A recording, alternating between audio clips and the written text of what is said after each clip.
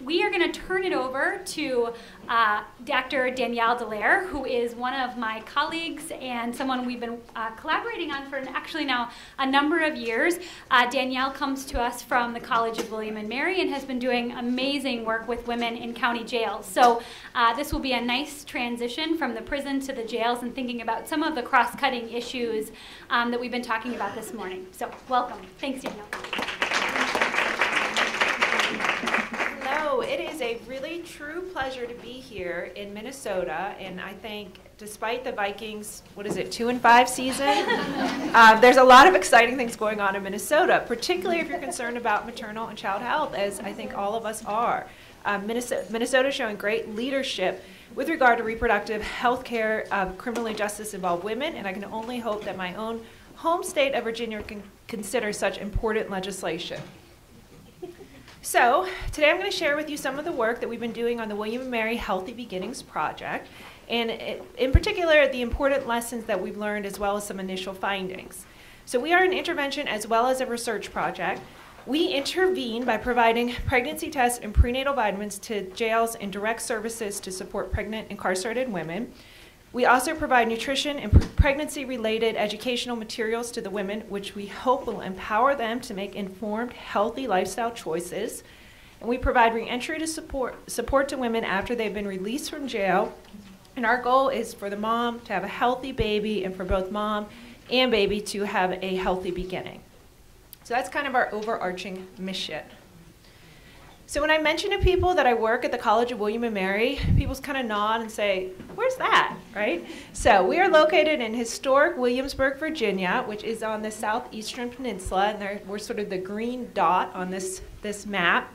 And with a generous grant from the W.K. Kellogg Foundation, we've been able to institute the William and Mary Healthy Beginnings Project at the red dots, which all represent local jail and correctional facilities, which vary in size. They vary in terms of if they're in an urban versus a more rural area, but they all obviously serve women.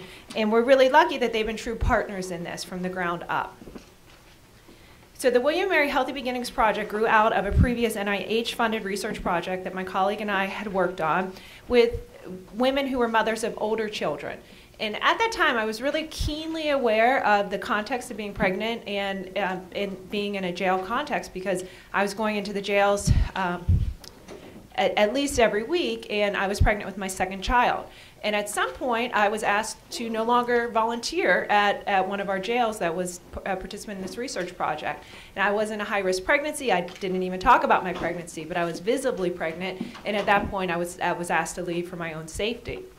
So at that time, I became really keenly aware of, well, what are the risks associated with pregnancy? So we started asking our participants in that other project, and 20% of them reported having abnormalities with their pregnancy, including not knowing that they were pregnant almost until they had the baby.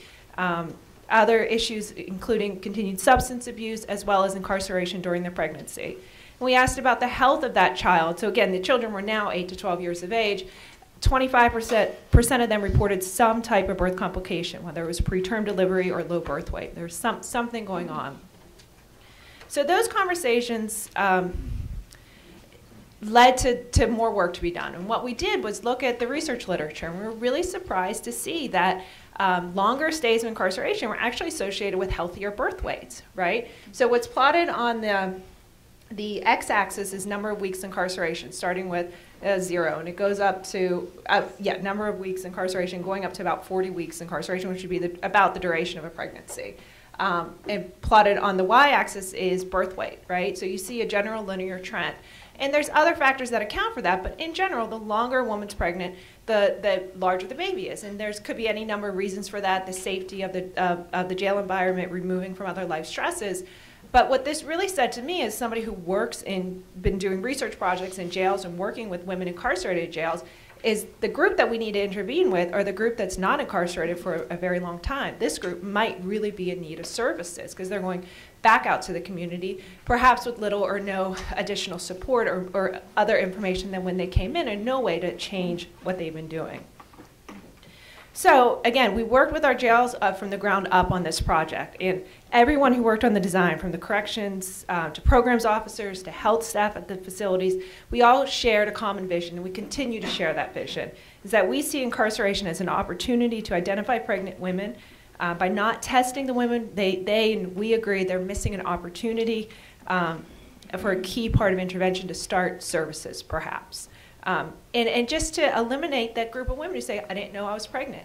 At a mere fact, now you know, and you can begin services at that point, whatever those services may be.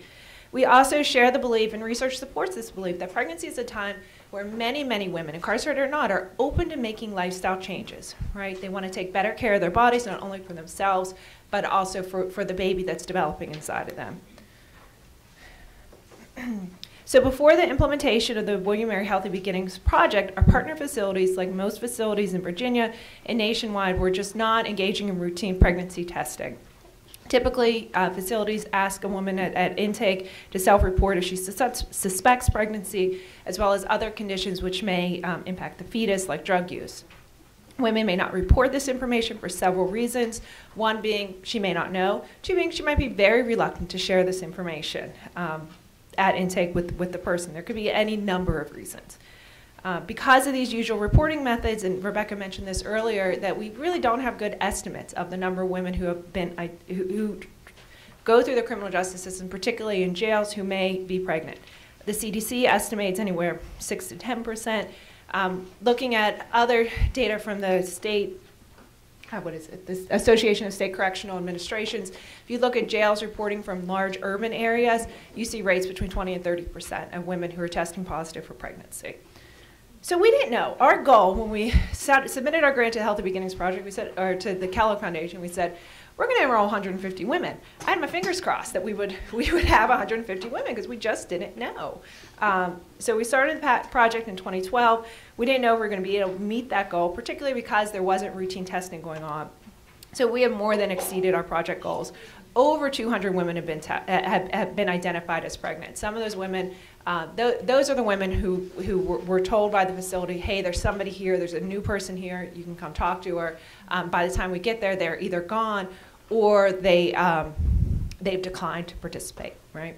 So of the women who have tested and we've been able to meet with, 170 of them have actually enrolled in the project. And I'll talk a little bit more about the enrollment procedure, but then sat down with our staff and completed an intake interview. Of that group, 24% of them, which is I believe about 40 women, found out that they were pregnant when they were actually tested at the facility. That when they reported, do you think you're pregnant or not, that their answer was no, right? So these are women, and this is their first encounter with that. Now I know there's issues with testing for pregnancy or not, but going with the assumption that you are testing and you get the positive test, what do you do next? And one thing that we learned when we began the project, working with the facilities, once they initiated routine care, they had SOPs, or standard operating procedures, that they put into place with the pregnant ladies. They varied widely from facility to facility. But nonetheless, it was good to have that on record for what should happen once someone does test positive. So I'm going to review, next is review just some elements of a few different procedures from different facilities. So the first form I'm going to show you, which is included in your packet, is from one facility. It is the only facility of the 7 that we work with that goes through that particular procedure. The other procedures are more medical related, or the other SOP is more of a medical related SOP at a different facility. And I obviously didn't include all the different facility procedures.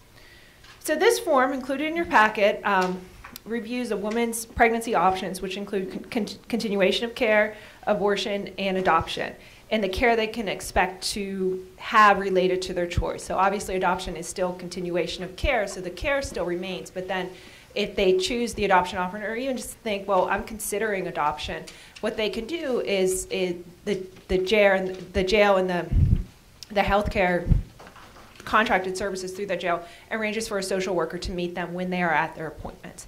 And what we're really doing is getting back to this idea of empowering women. Here are your options, right? You are pregnant, here are these different options that you have, and you can begin to explore them. So Henrico County is, so I'm from Williamsburg, Virginia. Henrico County, we are located about an hour, a little bit less than an hour, southeast of Richmond, Virginia, which is the capital of Virginia. Henrico County is the major county within the city of Richmond. There is also a separate city of Richmond government, which we've not been working with in the city of Richmond. We've been working with Henrico County, which is the major metropolitan area there. But so what happens at Henrico County is that first the women are given a pregnancy test at intake.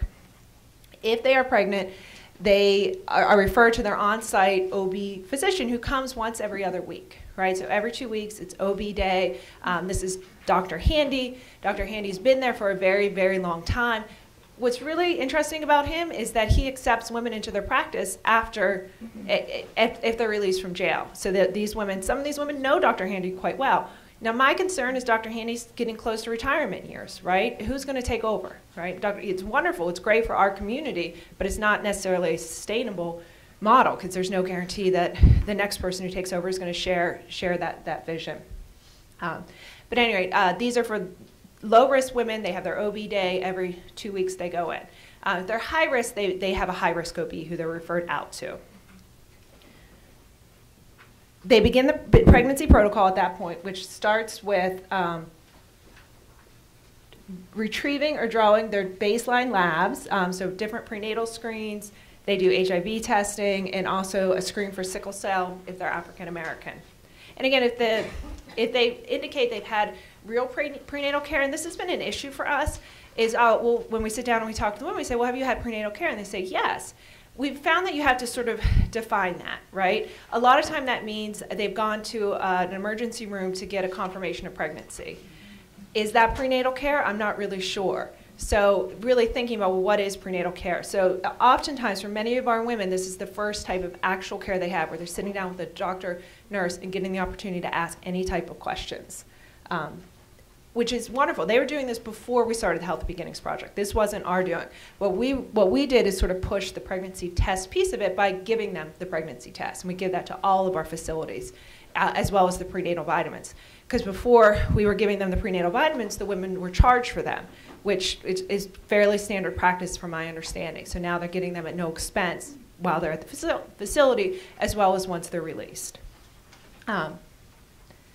I included in your packet are a lot of good reasons to give different prenatals. I'm not going to go over them, but if you're really looking for, well, why do women need vitamin D, or why should they have that? Particularly in the context of incarceration, women are less likely to have exposure to sunlight, right, which is our natural source of vitamin D. So it's important to supplement incarcerated women in particular.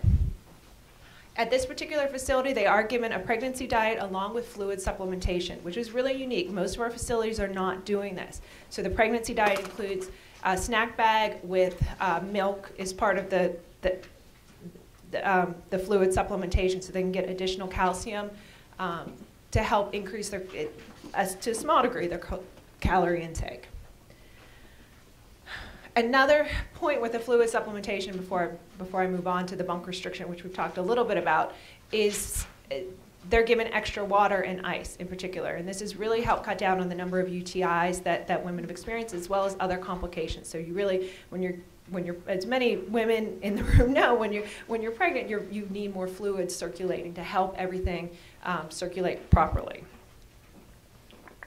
So they have the bunk restriction. Another really unique part of this jail, which is, again, partially because of their location, partially because of their history of the different people who've worked there, they do, not only will they continue MMT, or methadone maintenance therapy for women who already come in on methadone maintenance therapy, they'll actually start opioid-addicted women on methadone maintenance therapy while they're there, continue it while they're there, and get them set up. This has been really key for us when we know a woman's been released from jail, but her contact information wasn't good. She was likely homeless or other things going on.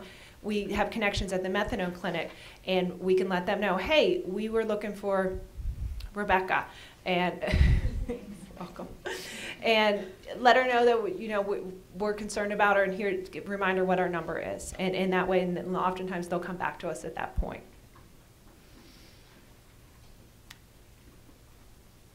There's additional support for women postnatally. And what's I think really interesting about this, it's not just women who delivered and then are returning to the jail context.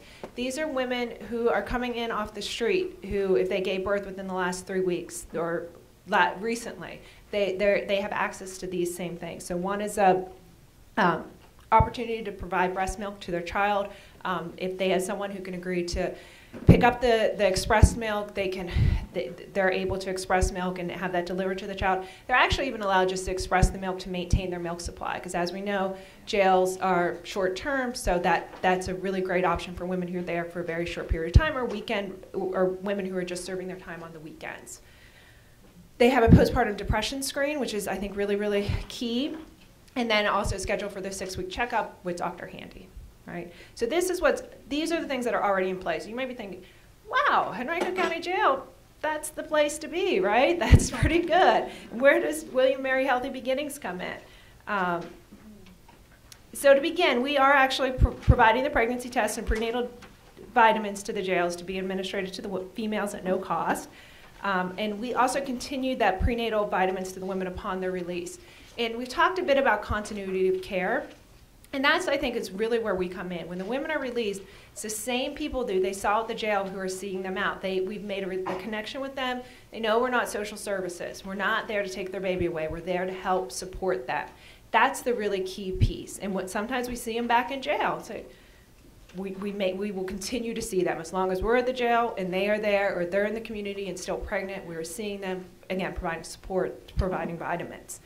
Oops. So the really critical member of our team is a registered nurse. And I asked about registered nurse or home visiting nurses before, because what we're trying to advocate for and what we're trying to push is this idea of the jail as the baby's first home, and that we are home visiting, we have our home visiting nurse who's continuing that care and making a separation, that she's not with the jail. She's here to advocate on your behalf, to help you, to support you through this pregnancy. And we've had a tremendous amount of success. I think when you see our numbers of the number of ladies who have completed that intake, which I said is 170, to the number of provided postpartum data, only, I think, a small amount of women are still incarcerated when they deliver. So at least 70% are out in the community and still reaching out to us and say, hey, Brittany, I want to tell you about the baby, sending us pictures. Brittany is friends with them on Facebook through our project website. And we're just getting all this wonderful information from them. And again, it's that continuity of care, continuity of point of access. Cover that. All right, so returning to the community from jail or prison is, as you all know, a complex transition for most offenders and their families. This has important implications for women who are pregnant and recently delivered a new baby. Upon re-entering society, former offenders often struggle with substance abuse, lack of adequate education and job skills, limiting housing options, and mental health issues. Through working with our participants, we've learned that about 25% of our pregnant participants have no place to go when they get out of jail. So homelessness is really a big issue that we've identified. An additional 14% say that they have no one to loan them $50 if they needed it. So as you can see, many pregnant women and new moms need additional support to ensure they provide a safe environment for their child. Throughout the rest of my talk today, I haven't got warnings yet that I'm over, I'm going to share little stories with you. I call this story as Elizabeth's story. Obviously, Elizabeth is not her real name. So just kind of keep that in mind. I'm trying to change any identifying information to maintain confidentiality. So for Elizabeth, this support service provided her with a second chance. She was 23 years old and had been addicted to drugs since she was a teenager. She had been incarcerated because of drug-related offense. She lived in a rural part of Virginia with her grandparents, and she knew that upon release, she would return without any rehabilitation and go back to using. The environment that she was returning to was not going to change, and she had been through this cycle several times. She regretted the stress and strain she had caused her family. She really wanted an opportunity for a fresh start for herself and for her baby. Fortunately for Elizabeth, through our referral, she was accepted into a wonderful program in southeastern Virginia called Southeastern Family Project, which is a jail diversion alternative program for pregnant women where they can actually go there, finish out their sentence, and then spend the next 3 months with their newborn baby. They can continue to enroll in programming while they're there throughout their pregnancy, and then they get 3 months after the birth of their child. At that point, they're either transitioning to a different home environment. Sometimes they are transitioning back to jail at that point, if they still have time to serve on the sentence. Each case is a little bit different. But that bonding time is really key, and it was really a change for Elizabeth. She really got the opportunity to have a fresh start. She graduated from that program and was doing very well. The last time we checked up with her, she had the baby over a year ago, and we spoke with her within the last 2 months. All right, so what is our procedure? Once women are identified at the jail and we are informed, and we go to each of our jails at least once a week and spend a significant amount of time there. And the first step is to enroll in the program, go through informed consents, and they complete what's called an intake interview. We're collecting a lot of different demographic and background information about the women, their home situation. We use the pregnancy risk monitoring assessment system because that's also collected at the statewide level in Virginia. So we use the Virginia version of it. And we recently just were able to obtain data to make comparisons between women enrolled in our program and their outcomes and their PRAMS data and women who completed the PRAMS otherwise. And it's really, really exciting and encouraging, although I'm not sure I have time to go through that data with you today. So complete portions of the PRAMS at intake, and we complete additional portions of the PRAMS at the postpartum period.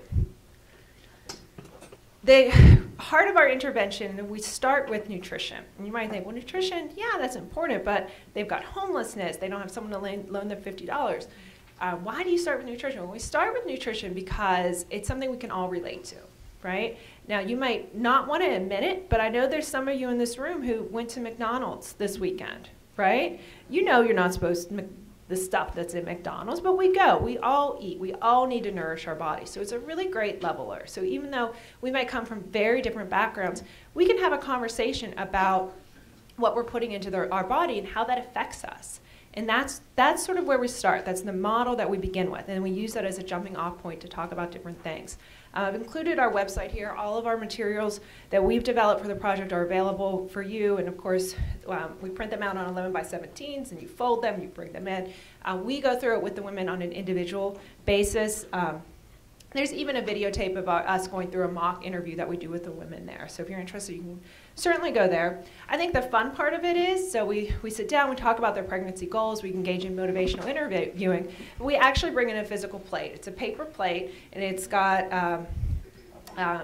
Velcro tape on it, right? And we show them all these different pictures of food and say, okay, fill up your plate. And we don't talk about what you should or shouldn't eat, but just the idea of moderation.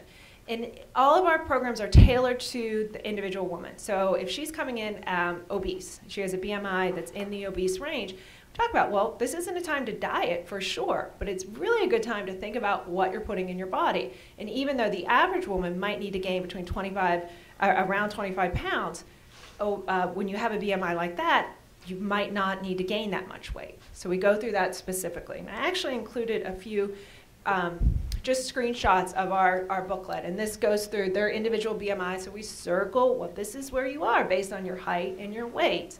We circle it, and we talk about what is their ideal, what might be ideal for them to gain during pregnancy. We also go through, and this is something we added, it wasn't in our initial booklet, but how to read nutrition labels. And this has been really, really eye-opening. So, hey, when I go buy juice, do you look and see, is it 100% juice content? Or you would think that all juice would have 100% juice, but look, this one only has 10% juice, right? So looking and seeing, well, are you gonna get your bang for your calorie buck, right? So in using this as a leveling ground. We hate to pick on McDonald's. I go to McDonald's, I'm not picking on them, but all of their nutritional information is up there. And this is, again, something we just go through. Say, hey, here's the ingredient list for chicken McNuggets or an egg McMuffin. When I make an egg McMuffin at home, I crack an egg, I get a slice of cheese and 2 pieces of toast. This is what's in theirs. I wonder what that is. Oh, that's something you use for breast implants. That's interesting, right? I mean, it's always very eye-opening, and it's eye-opening for us, it's eye-opening for them, and again, it's a conversation starter to be thinking about what you're putting in your body. We all have to eat, right? And it leads to a jumping off point for other things. And I think the third screenshot from our booklet that I share with you has to do with a question that we get a lot, saying, well, I'm taking a vitamin, I'm fine, right? I'm taking my vitamin, that's all I need. Well, actually, no, right? So we go through, I'm sorry, I keep breathing into this. So we go through, okay, here's what's recommended that pregnant women get. Here's how much you're going to get in your 1 a day. That's the vitamin that we're giving to people. And here's other sources. So we really highlight for them, hey, you're not going to get it as much vitamin D. I think it's vitamin D. I should double check. Right? that you need just from your 1 a day vitamin. Additional services are that we do the nutritional counseling with the women, and then we talk about other issues. And this is individualized. Not every woman is dealing with homelessness. Some are dealing with intimate partner violence. So we, at additional meetings with the women, we cover different topics, including Medicaid, car seat, domestic violence. We've had some real specific nutritional needs that PICA has come up, where women are craving baby powder and different substances. And so teeth falling out is another serious issue that we've come up. So this part of it is really individualized. So we have 2 additional data collection points with the women. One is our post-counseling, and we try to do the post-counseling, the intervention, the nutrition intervention, other intervention services, and then the post-counseling, all while they're incarcerated. So we try to do that within a 2-week period. Sometimes when we enroll them, we find out, well, when's your next court date, right? So we try to get to them before their next court date. We haven't done too many of the counseling sessions outside of the jail context. So we've tried to do that. It just, if we don't meet with them a couple times, we tend to lose them. They're going to drop off. So we try to do the intake, counseling, additional counseling, all within their period of incarceration. Post-counseling, from a researcher perspective, we'd like it to always be standardized at 2 weeks following when they had the nutrition intervention. And it is around about 2 weeks, but sometimes we move it depending on their court date or anticipated release date. So at that point, we ask a lot of the same questions we asked at the intakes. We want to know, did they learn anything? And that's is a real key part of our outcome here. Also looking at what they're consuming, and we assess depression again. Our last data collection point is at the time the baby's born, and we assess really key indicators of maternal and child health. So were there complications? What's the birth weight? Is maternal depression? And did the mother even attempt breastfeeding? And if she is still breastfeeding, for how long has she been breastfeeding, and how long does she anticipate breastfeeding? Okay, so our participants, we've had over 100 women identified, 170 women signed up, 130 have received the counseling, 105 have provided post-counseling data, and 96 have delivered and provided postpartum data. We have 50 out who have completed different aspects of this who are not due yet. Right? You can't provide postpartum data until you have the baby, so we're still waiting on about 50. We're not going to get all 50 of them. We think we're going to get about 33. That's what just given our amount of contact we've had with them and our previous success rate. So we're pretty proud of that. And I just want to highlight that most of the women, I didn't know the exact number, I knew it was about 30%, most are delivering post-release. So they're not in the jail context. When we're collecting that postpartum data, they're not incarcerated. They're back in their community at that point. And the average length of incarceration is just 11 weeks for our participants. So it's a small window, but it's enough to get something done. Oops. All right, so who are our pregnant incarcerated women, right? On average, they're about 26 years of age. They're representative of the somewhat representative demographic in Virginia, 50% African American, 45% white. Fairly low levels of education. They also have fairly low levels of health literacy. So that's when you're going through the intervention with them, it's targeted at an age range that a lot of different people can understand. Many are single, divorced, or without a partner, and I think what's really been jumping out to me as a critical need in Virginia is the idea of homelessness. So I'll share the story with you of Roxanne, who is a 36-year-old woman. She was pregnant with her 4th child. When we met her, she was 20 weeks pregnant. She had a history of precipitous labor, which is a condition in which there's a very short duration between the onset of labor symptoms and delivery. So she had actually delivered one of her previous children in the ambulance on her way to the hospital, right? So she was really concerned. She told us this. She told the jail staff that she was really concerned about this because given her condition, she was afraid she was going to start having labor symptoms, and there was no way she was going to get out of that jail in time to get to the hospital. She didn't want to have the baby at the jail facility. And her release date and her due date were within days of each other. So she was very concerned about this. She also told us she was homeless and needed assistance securing housing. Although we had notified the reentry coordinator, we were really sort of shut down in terms of our conversations with the reentry coordinator at that facility. And at the time she was released, she was still homeless. She was able to get to the hospital. She delivered a very, very healthy baby girl. However, she and her fiance were homeless and living out of a motel room with the newborn when we last spoke to her. Her father had paid for the room for a week, and they had to find somewhere else to live. They had no income coming in. There was nowhere for her to go. The list for housing for a homeless family in Richmond is 80 families deep, and she hoped that another person at the motel was going to let them stay with the baby in that hotel, or in that motel room. I say hotel, it was actually a motel. Roxanne's story, I don't think, is particularly unique. There's a serious issue in our area. I imagine it's a serious issue in Minnesota as well.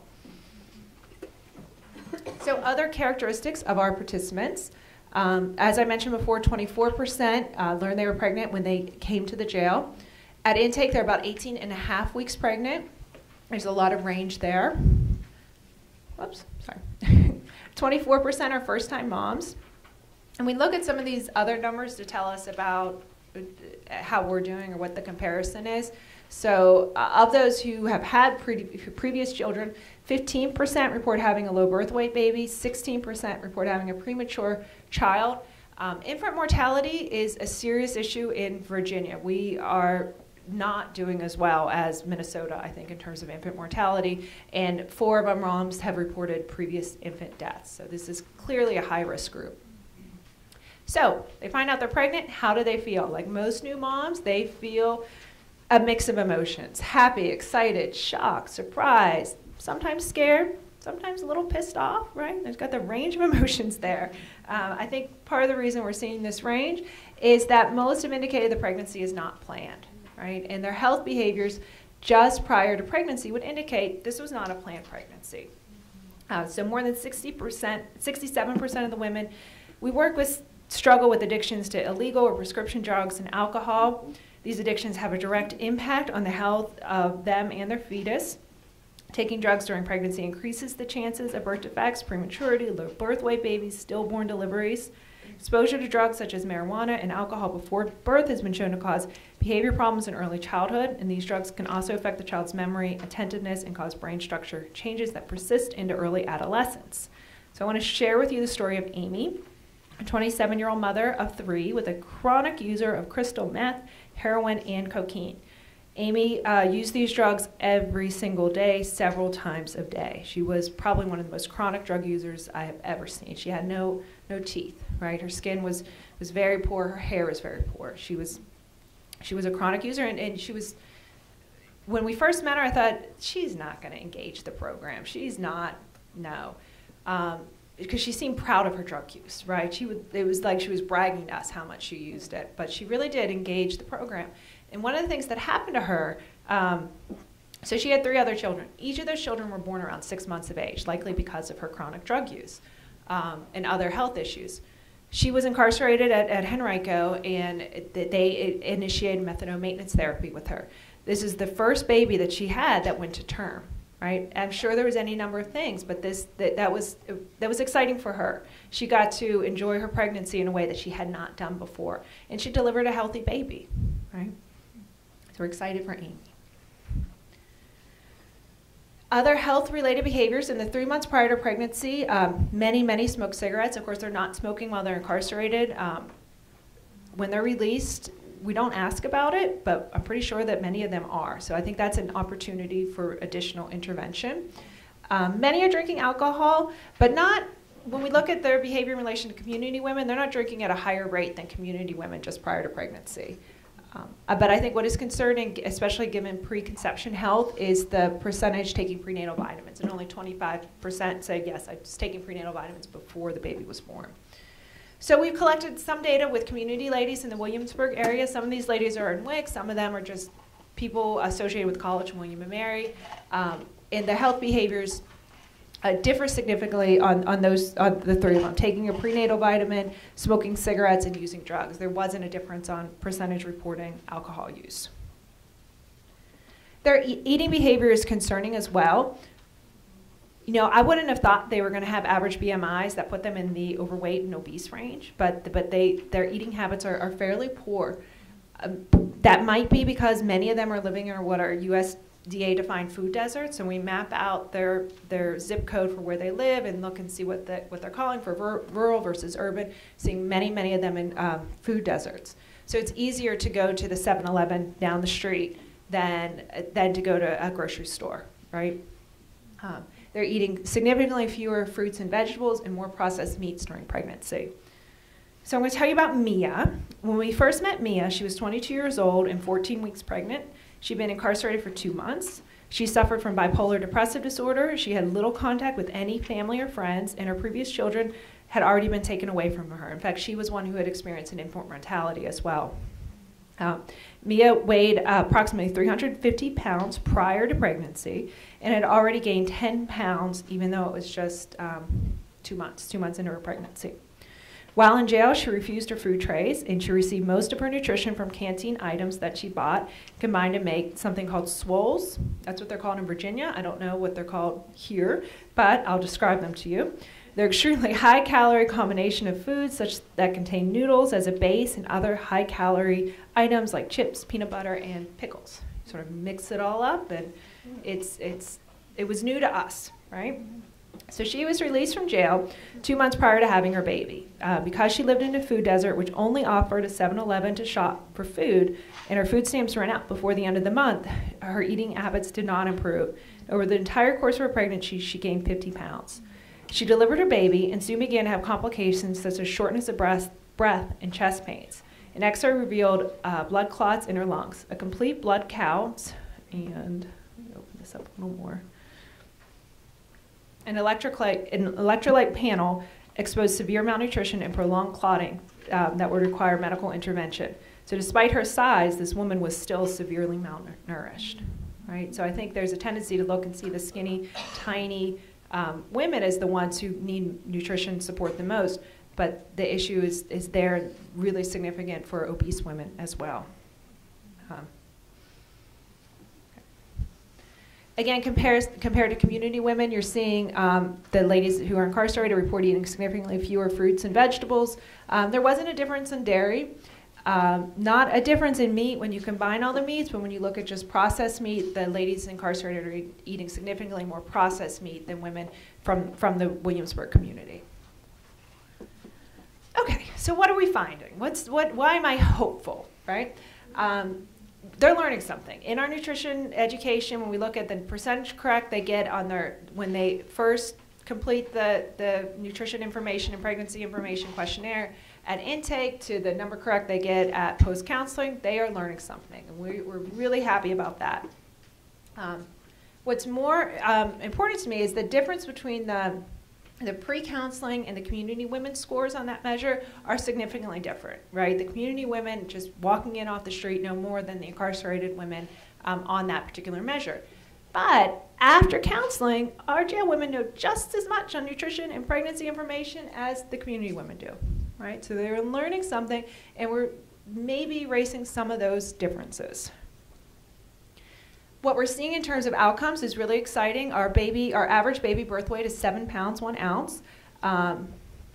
We've had 7 babies born low birth weight, which we're not happy about, but going back to the number of women who reported previous low birth weight children, that's a significant difference, right? So we only have 7.5% compared to 15% who, of our sample who had children before who had previous low birth weight children. We've had 3 babies born small for gestational age. We're a little concerned about the number of babies born large for gestational age, so we're looking into that more. That really, our goal is to help women have healthy, full-term, big babies is what we would say, but then we thought, not too big, right? So let's pull it back. We've had 11 babies born preterm, which is, again, a reduction from the number of women who had reported preterm babies previously. Here's what I'm thrilled and excited about. So I mentioned they're learning something. When you look at each woman's individual score, you calculate the difference. So what did you learn from intake to post-counseling? So some women get 0 additional questions right on that questionnaire. Some women get 1 or 2 additional questions right on that questionnaire. Some get 3 to 5. Some get 6 or more. So what's plotted on the x-axis on the bottom are the number of additional questions they're getting right from intake to the post-counseling. What's plotted on the y-axis is the baby's birth weight in ounces. The more they learn, the bigger their babies weigh, right? If they're engaging the intervention, they're engaging that nutrition intervention component, that so simple thing we're talking about, what you eat, what you put in your body. They engage it, they learn it. We're seeing an association with higher birth weights, and we are thrilled with that, particularly when you look at the women who aren't learning anything. Well, their average baby is around 88 ounces, and that's considered low birth weight. Whereas if you look at the top of the graph, 120 ounces is considered average birth weight. That's a significant bang for your buck, I think. So the last thing I'm going to share with you are some of the quotes from participants and what they're saying in their own words about what Healthy Beginnings has meant to them. This participant says, I learned a lot about what my body was going through and how my son was growing as a fetus. I appreciated Will You Marry Healthy Beginnings because it helped me, not only me, but the other pregnant women as well. When she says she's talking about Brittany, our registered nurse. She says she also did what she could to be my voice within the jail when I couldn't get in contact with the right officers or medical staff when I had a concern for myself or my unborn child. Her actions, compassion meant more than words can describe, and I'm actually extremely grateful to have participated in HP during my time at Riverside. She's saying that we helped her become a voice. It goes back to our goal of empowering women. Ask the questions, find out what you do. They don't know how to do that. The jail system, the correction system is not set up to do that. And I think at this time it can be really critical to be able to have that opportunity. Another participant said, people cared what was going on inside the jail and out, taught me more about the importance of a healthy diet, weight gain. The vitamins were a big plus, good vitamins at no cost. That was special, letting people see not everyone is terrible. We're good people who made a bad choice. The diapers helped a lot too. The fact that programs like this exist is just great. I'm not going to talk about diapers today, but you can ask me about that.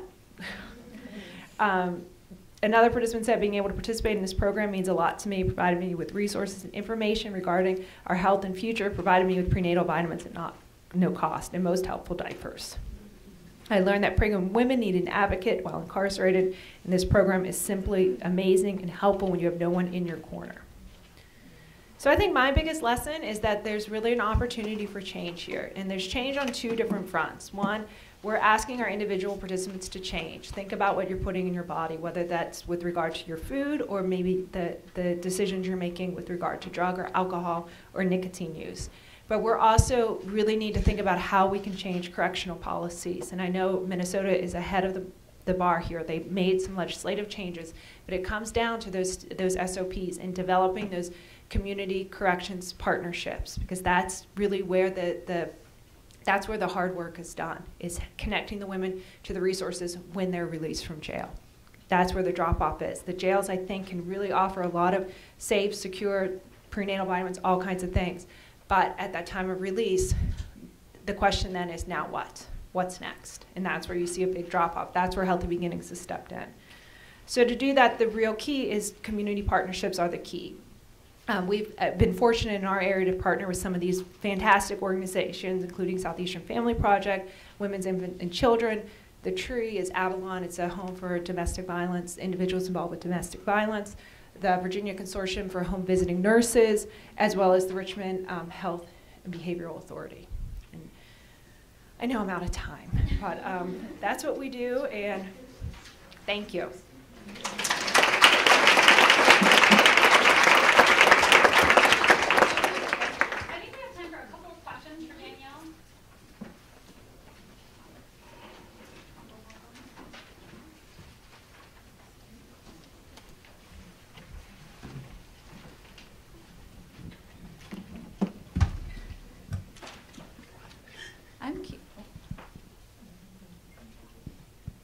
Oh, it is on. I'm curious what your experience has been with the management of gestational diabetes in the institutions where you are. So everyone varies. Every institution varies. We've had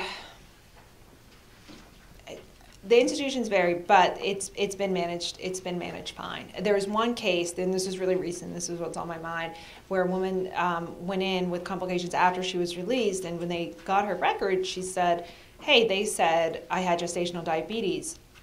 They said that I didn't have gestational diabetes. That was on her chart." She said, "I don't remember taking that test. I didn't take the glucose tolerance test. But for some reason, it was on her chart from the jail."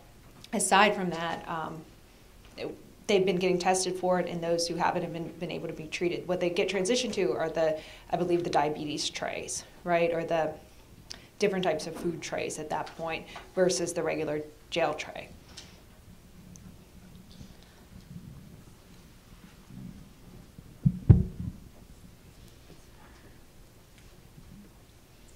I know for research that you need to have a standard intervention to compare between the participants. So people who had very low educational levels, did they still all receive the exact same education on nutrition, or were there ways you can accommodate that?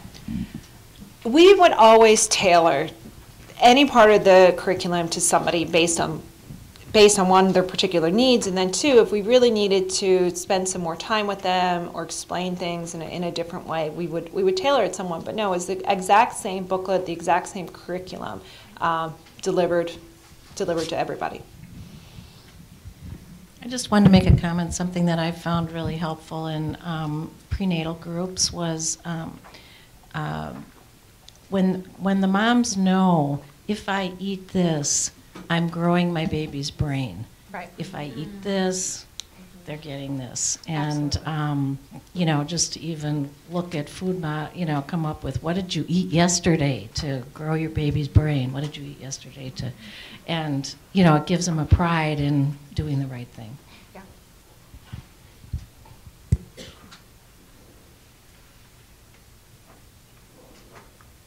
Thank you.